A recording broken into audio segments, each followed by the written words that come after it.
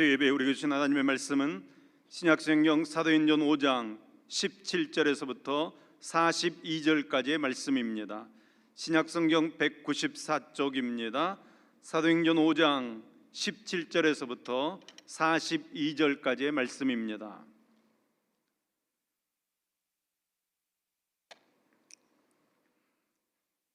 신약성경 194쪽 사도행전 5장 17절에서부터 42절까지 말씀입니다. 저와 여러분이 한 목소리로 같이 읽겠습니다.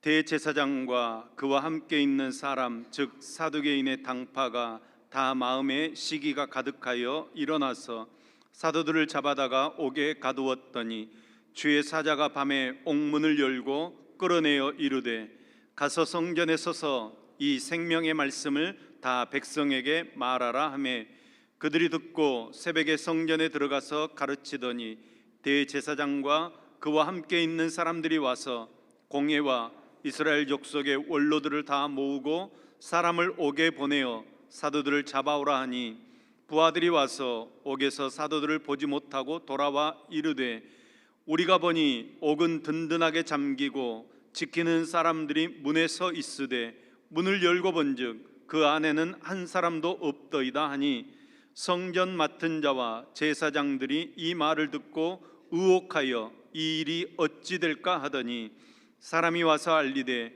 보소서 옥에 가두었던 사람들이 성전에 서서 백성을 가르치더이다 하니 성전 맡은 자가 부하들과 같이 가서 그들을 잡아왔으나 강제로 못함은 백성들이 돌로 칠까 두려워함이더라.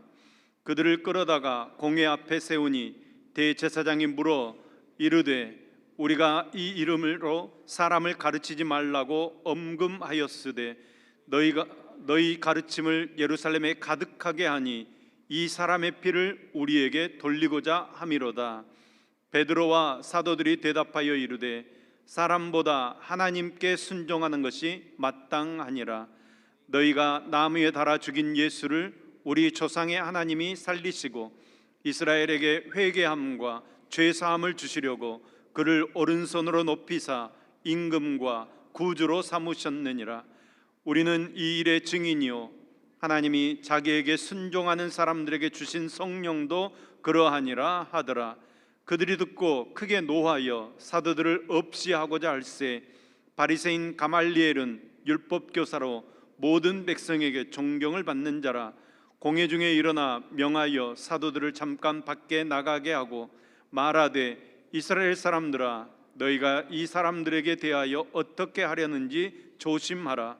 이전에 드다가 일어나 스스로 선전하매 사람이 약 400명이나 따르더니 그가 죽임을 당하매 따르던 모든 사람들이 흩어져 없어졌고 그 후 호적할 때에 갈릴리의 유다가 일어나 백성들을 꿰어 따르게 하다가 그도 도망한즉 따르던 모든 사람들이 흩어졌느니라.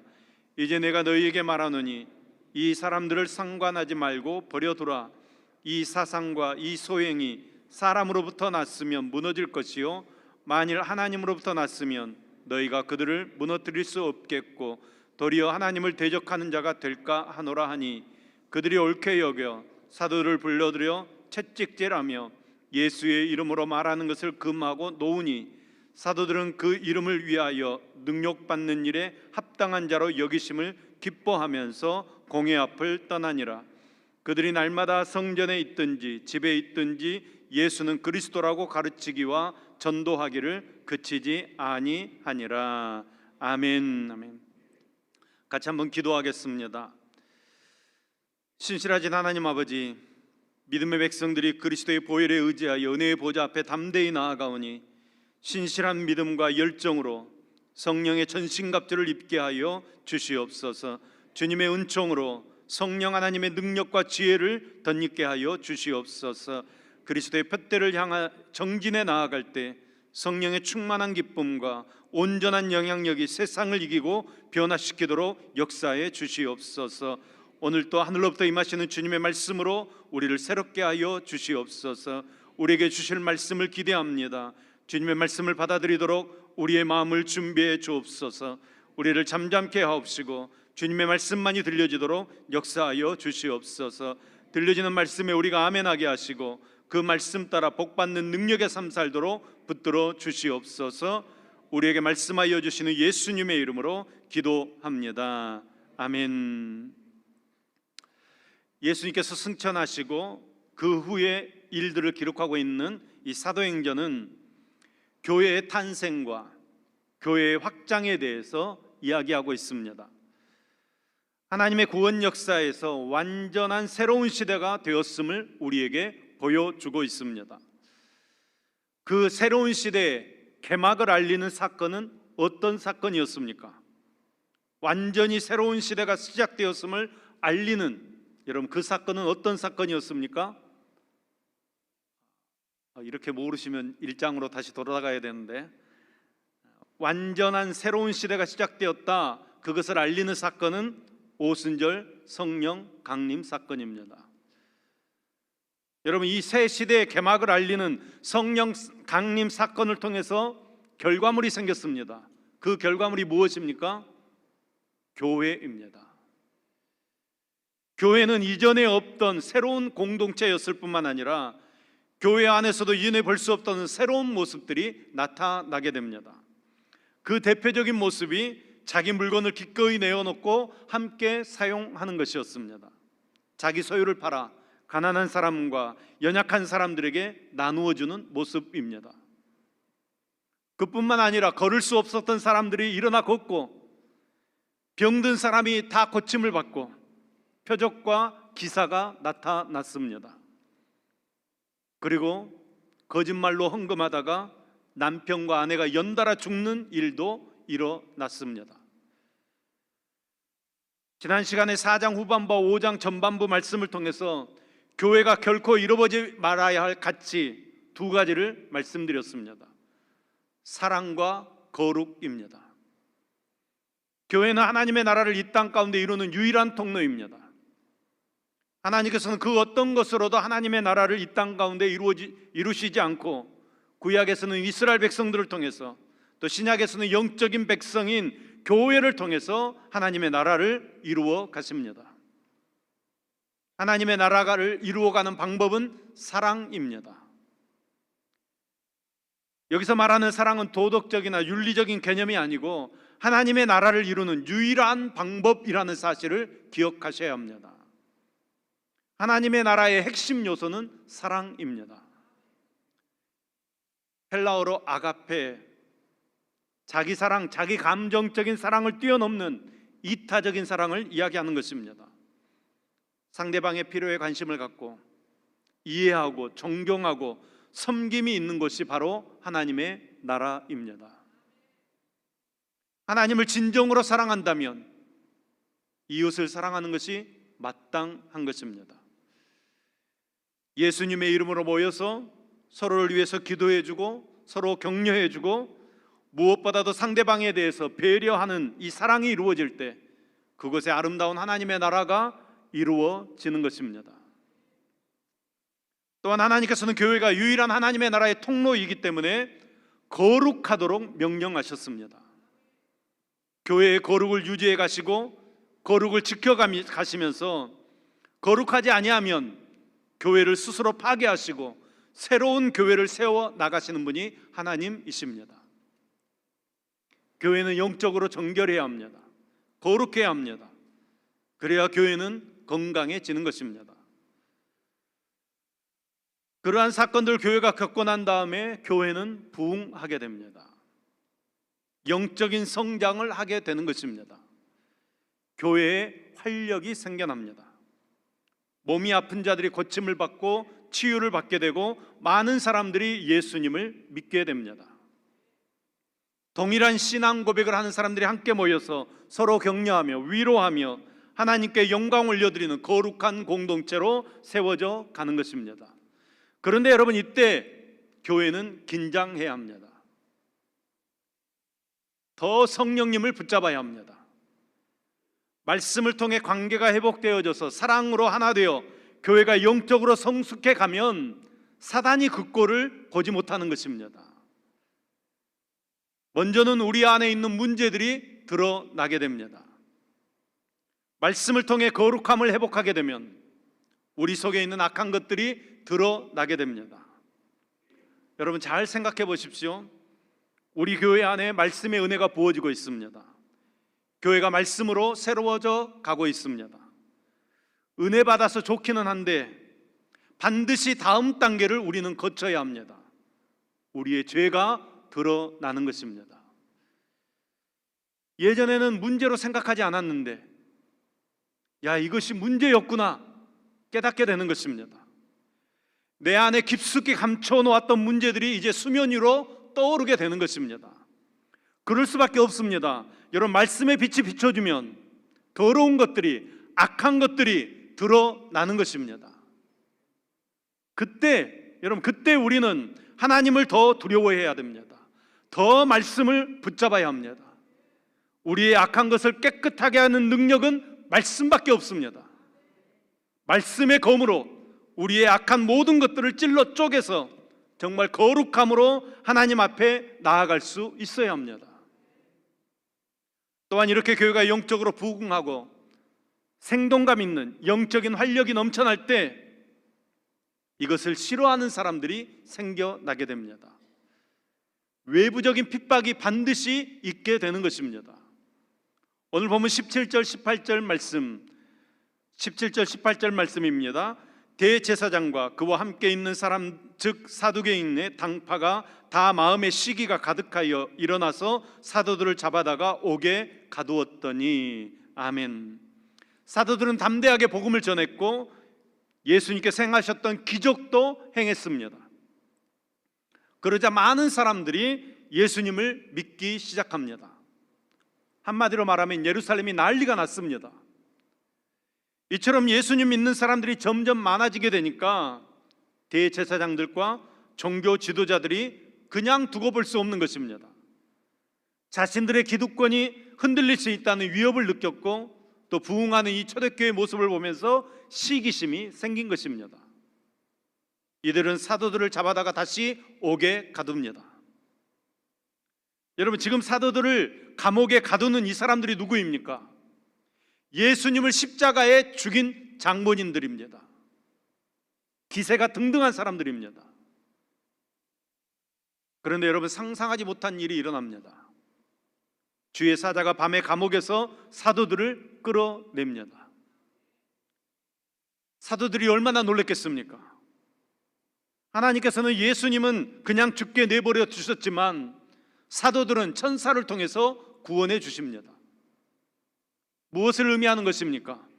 하나님께서 예수님의 사명은 십자가에서 죽는 것이기 때문에 구해 주시지 않으셨습니다. 하지만 사도들의 사명은 예수님을 대신해서 복음을 전하는 것이기에 주의 천사를 통해서 구해 주시는 것입니다. 그래서 주의 천사가 사도들에게 뭐라고 얘기합니까? 성전에 서서 생명의 말씀을 다 백성에게 전해라 이야기하는 것입니다. 가서 성전에서 지금까지 하던 것처럼 하나님의 말씀을 전하라고 이야기하는 것입니다. 대제사장은 사도들이 감옥에서 나온 사실도 모른 채 사도들을 신문해서 죽일 궁리를 찾기 위해서 공의회 회원들과 이스라엘 족속의 원로들을 불러 모아서 감옥에 갇혀 있는 사도들을 끌어오라고 명령을 내립니다. 이 경비병들이 감옥에 가보니까 사도들이 보이지 않습니다. 놀라운 것은 감옥문도 든든하게 잠겨 있고 감옥문을 지키는 사람도 그대로 서 있는데 감옥 안에 사도들이 없는 것입니다. 이 소식을 들은 대제사장은 이 상황을 도저히 이해할 수 없었습니다. 이렇게 대제사장들과 종교 지도자들이 당황하고 있을 때 어떤 사람이 와서 알려주기를 감옥에 있어야 할 사도들이 성전에 서서 백성들을 가르치고 있다고 증언하는 것입니다. 이 이야기를 듣고 경비대장이 부하들을 끌고 가서 사도들을 다시 잡아와 공회 앞에 세우게 됩니다. 여러분 이 말씀의 흐름을 잘 보셔야 합니다. 사도들은 오직 예수님을 향해 한 방향으로 나아가고 있습니다. 사도들이 천사의 도움으로 감옥에서 나오게 되었습니다. 탈옥하게 됐습니다. 여러분 죽을 것이라고 생각했는데 천사가 구해 주었습니다. 가서 생명의 말씀을 전하라, 이렇게 얘기하니까 더 큰 확신이 생겼습니다. 더 담대하게 복음을 전하게 됩니다. 오늘날 한국 교회를 보면서 안타까운 것은 주님을 향해 한 방향으로 나아가지 못한다는 것입니다. 겉으로 보면 다 주님을 향해 나아가는 것처럼 보여집니다. 주님의 이름을 앞세우기 때문입니다. 그런데 가만히 그 속을 들여다보면 그 마음의 방향은 주님을 향해 있는 것이 아니라 자신의 욕심을 향해 있습니다. 여러분, 저와 여러분은 어떻습니까? 광주 송암교회는 어떻습니까? 모든 성도들은 주님을 향해 한 방향으로 나아가야 합니다. 모든 성도들의 삶의 방향이 예수님께 향하지 않으면 교회는 하나님께서 기뻐하시는 교회가 될 수 없는 것입니다. 하나님의 영광을 나타내지도 못하고 하나님의 능력을 나타내지도 못하는 것입니다. 여러분, 힘은 하나로 모아질 때 능력으로 나타납니다. 방향이 같으면 힘이 모아지는 것입니다. 어렸을 때 이 돋보기를 가지고 불장난했던 기억이 납니다. 돋보기를 가지고 이 태양열을 한 곳에 모으면 그 초점에 불이 붙습니다. 한 곳에 열을 모으니까 불이 나는 것입니다. 그러나 한 방향으로 모아지지 않으면, 돋보기의 초점이 흐려지면 열을 한 곳에 모을 수 없기 때문에 불을 만들 수 없는 것입니다. 우리 시대의 신자로 사는 것은 어떻게 사는 것입니까? 초대교회 신자들과 마찬가지로 오직 예수님을 사랑하고 예수님만을 높이고 예수님만을 자랑하는 삶을 살아야 합니다. 여러분, 이것이 전부입니다. 모든 성도들은 주님을 향한 한 방향의 삶을 살아야 하는 것입니다.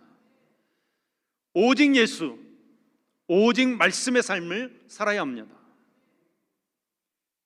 여러분, 예수님을 향한 방향을 잡는데 그쳐서는 안 됩니다. 중요합니다. 여러분, 방향을 잡았다고 해서 모든 것이 해결되는 것이 아닙니다. 방향을 잡았으면 그 방향을 향해 나아가야 합니다. 예수님을 향해 나아가야 합니다. 예수님을 향해 나아간다는 것은 달리 말하면 예수님의 말씀에 순종하는 것입니다. 사도들을 보십시오. 그들의 마음이 주님을 향해 있었을 뿐만 아니라 기꺼이 주님의 사자를 통해 말씀하신 대로 성전에 서서 말씀을 증거하는 것입니다.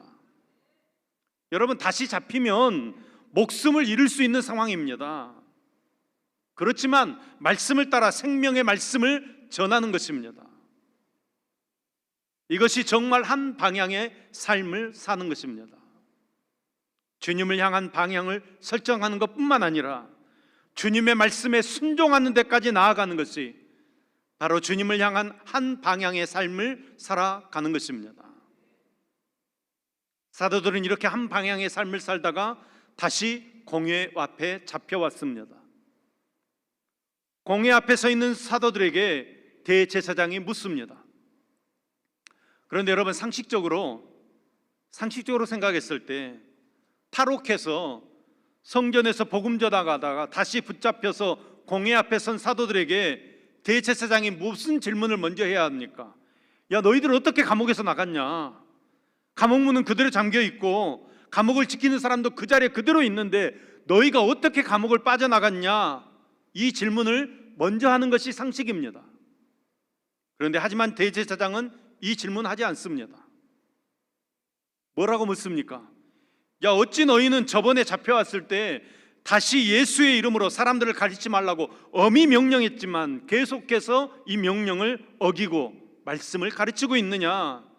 너희가 지금 우리를 예수를 죽인 살인자로 만들려고 하는 것이냐? 대제사장은 감옥을 어떻게 빠져나갔느냐? 이 질문을 하지 못합니다. 두려웠던 것입니다. 만일 정말 하나님께서 그 일을 행하셨다고 이야기한다면 할 말이 없기 때문입니다. 그래서 대제사장은 사도들을 궁지에 몰아넣을 수 있는 질문을 하고 있는 것입니다. 베드로와 사도들은 대제사장의 이 질문을 듣고 담대하게 이야기합니다. 29절 말씀입니다. 29절 말씀 우리 같이 한 목소리로 읽겠습니다. 본문 29절 말씀 한 목소리로 읽습니다. 시작.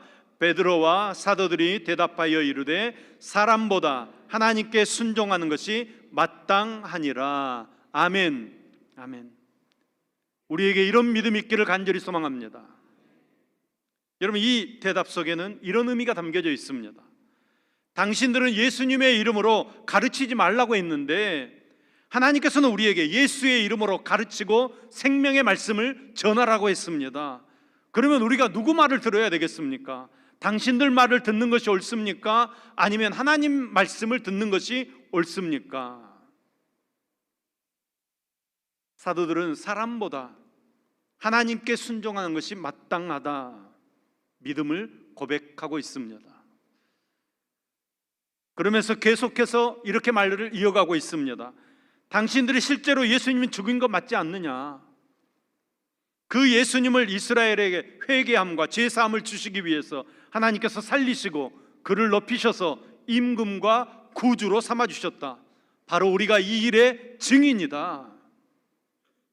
사도들의 이 말에 유대 종교 지도자들은 대답할 말이 없는 것입니다.